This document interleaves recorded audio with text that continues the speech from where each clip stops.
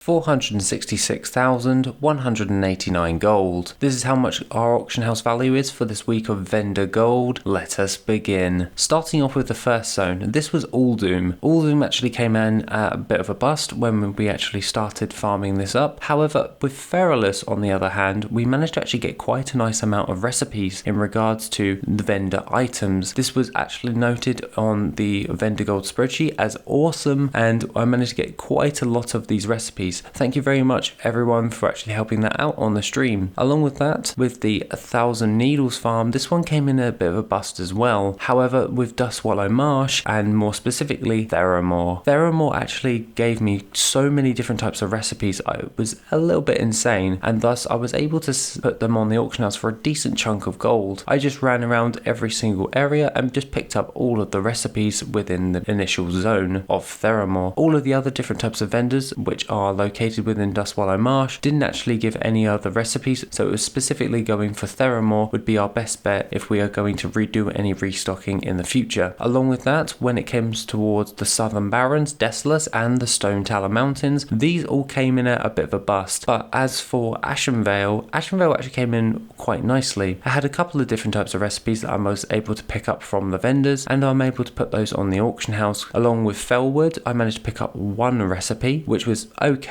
I wouldn't say it was anything major. However, I was able to buy around about 6 of these and then place those on the auction house, as I really don't want to go back to Felwood to buy up one recipe. I'd rather min-max and go for the highest volume amount of different types of recipes, and thus we made our way over towards Darkshore to finishing off our farm. With Darkshore, there was a couple of little different things, which was just the shirts. These different types of shirts can be sold in the auction house for a nice little tidy profit, and thus I bought quite a few of them to actually place on the auction house, as I know shirts sell rather well. Along with that, for this week of vendor gold, we actually managed to get around about a gold earned of 14,216 gold, along with an auction house value of 466,189 gold. Our current total gold earned is around about 38,756 gold overall, which I'm quite happy with, as it is turning out quite nicely. However, we actually have one little side note for this week, which was the Un'Goro Crater recipes. These different types of runic recipes that we picked up from last week was able to be sold on the auction house for around about 7.6k gold, which came in as a bit of a shock for our mailbox for the week, as that boosted it up quite nicely in the grand scheme of things, and our overall ROI is around about 995%. This is absolutely amazing, and we're actually getting quite a decent amount of traction when it comes towards all the different types of recipes. However, with vendor gold, I'm going to have to jump over towards Horde, as we have finished Eastern Kingdoms and Kalimdor for Alliance players. So now we're going to make our way over towards our Horde areas to continue recipe farming. You can also find all additional information in the vendor gold spreadsheet, along with my TSM profile, which you can find on the Patreon. Other than that, guys, have a wonderful rest of the day, and I shall see you in the next video, which will be soon.